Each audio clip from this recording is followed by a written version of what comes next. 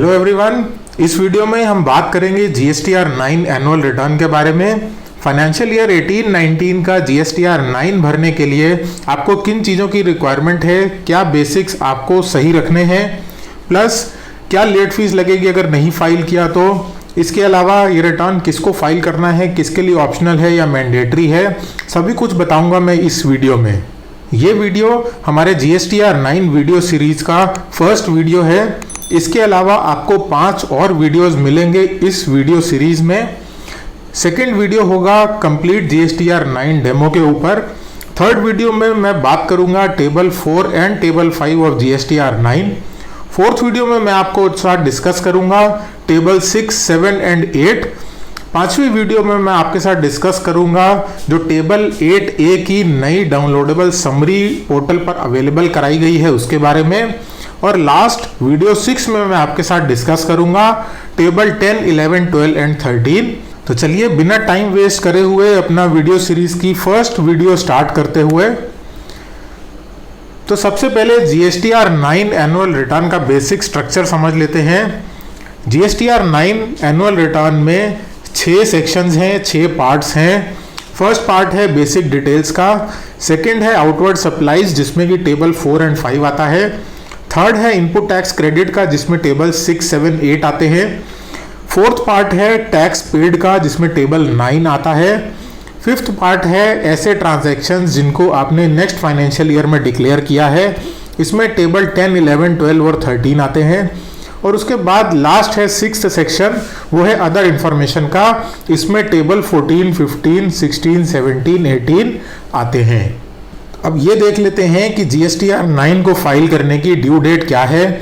तो financial year 18-19 का GSTR 9 आपको फाइल करना है 30 सितंबर 2020 से पहले और ये डेट का एक्सटेंशन मिला है नोटिफिकेशन नंबर 41/2020 द्वारा।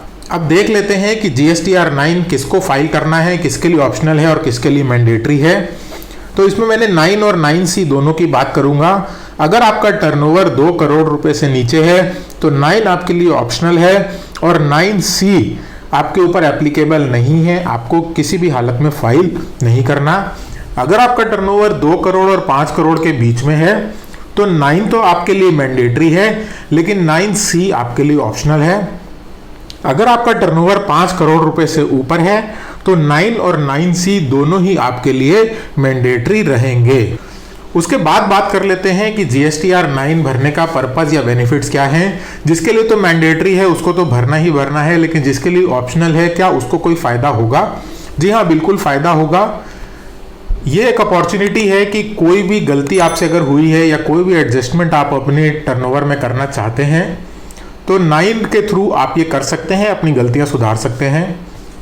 प्लस अगर टैक्सेस पे करने में आपसे कोई गलती हुई है, अगर आपने कोई शॉर्ट पेमेंट कर दिया है टैक्स का, तो अब आप उसको DRC 03 के थ्रू पे कर सकते हैं। और अगर आपने कोई एक्सेस पेमेंट कर दिया है तो उसका आप रिफंड भी क्लेम कर सकते हैं। और 9 अगर नहीं भरेंगे तो 9 के बिना 9C भरना पॉसिबल नहीं है। 9C का बेसिस ही है 9 के बिना 9C संभव नहीं है। उसके बाद आ जाते हैं एक सबसे इंपॉर्टेंट क्वेश्चन पे, सोर्स ऑफ इंफॉर्मेशन। जीएसटीआर 9 में जो हमें डेटा डालना है वो कौन सा डेटा डालना है? हमें 3B को बेस बनाना है, 1 को बेस बनाना है या बुक्स ऑफ अकाउंट्स को बेस बनाना है? तो इसमें ये बात एक आप गांठ बांध लीजिए कि हमें इसमें करेक्ट इंफॉर्मेशन देनी है। अगर अभी तक आपने 3B और 1 में जो भी इंफॉर्मेशन दी है वो एकदम करेक्ट है तो आप वही डेटा उसमें भरेंगे। अगर आपसे कुछ गलती हुई है 3B और 1 में तो बुक्स ऑफ अकाउंट्स आपकी जो सही इंफॉर्मेशन दे रही हैं आपको वो डेटा जीएसटीआर 9 में फिल करना है। सेल्स की जब हम बात करते हैं तो आप एक्चुअल सही सेल्स बुक करिए 9 में, जो भी सही वैल्यूज़ हैं वो डाल दीजिए, भले ही उससे पहले गलत गई हो तो मौका है अपनी सेल्स की फिगर्स को सुधारने का। लेकिन आईटीसी में एक बात ध्यान रखिएगा कि जो 3B में आईटीसी आप ले चुके हैं आपको वही आईटीसी मिलेगी। मतलब ये है कहने का कि अगर आपसे सेल्स कोई दिखाने से रह गई है, कोई गलत इन्फॉर्मेशन चली गई है तो सेल्स को तो आप करेक्ट कर सकते हैं, लेकिन आईटीसी अगर आपकी गलत चली गई है तो वो जो 3B में थी वही रहेगी आपकी 9 में, उसको अब आप करेक्ट नहीं कर सकते हैं क्योंकि उसका समय निकल चुका है। अगर आप अपना GSTR 9 टाइम से फाइल नहीं करते हैं तो 200 rupees per day, 100 rupees CGST plus 100 rupees SGST की लेट फीस आपको देनी है। पर उस लेट फीस की एक मैक्सिमम लिमिट है, वो है 0.5% of the turnover in A state. उससे ज़्यादा आपकी लेट फीस नहीं हो सकती। उसके बाद कुछ अदर पॉइंट्स हैं जो आपको ध्यान में रखने हैं।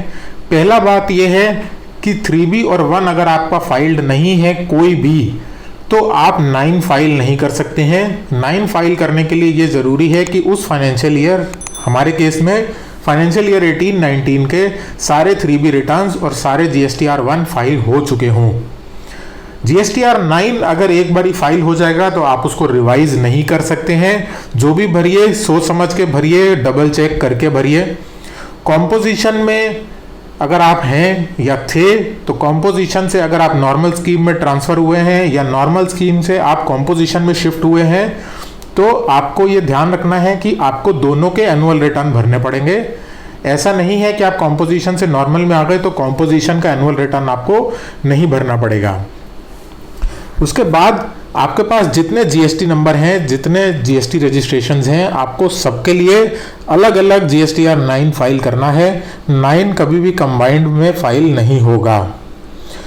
Last but not the least, अगर आपने ड्यू डेट तक अपना GSTR 9 नहीं भरा तो आपका GSTR 9 deemed to be filed मान लिया जाएगा और अभी तक आपने जो भी इंफॉर्मेशन अपने 3B और 1 में दी है वो गवर्नमेंट फाइनल मान लेगी और फ्यूचर में कभी भी अगर आपका असेसमेंट होता है या ऑडिट होता है तो उन्हीं फिगर्स को सही मानकर आपका असेसमेंट किया जाएगा।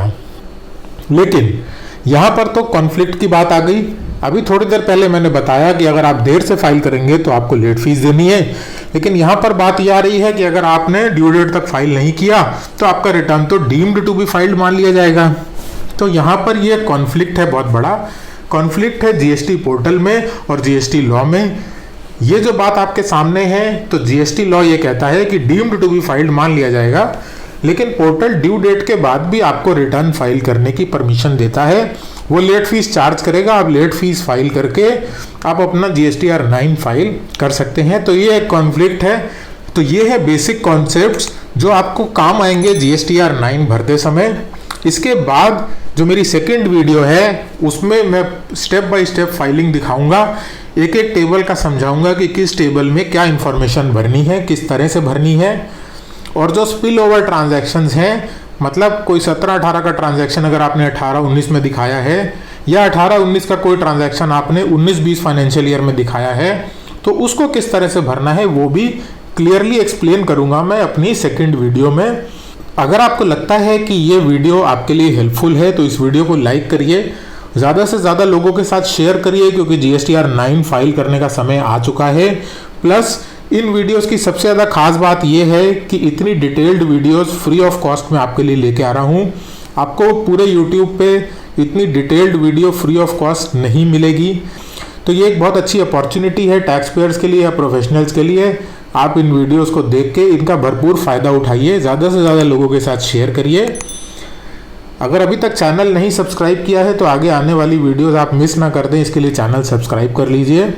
Thank you so much for watching the video.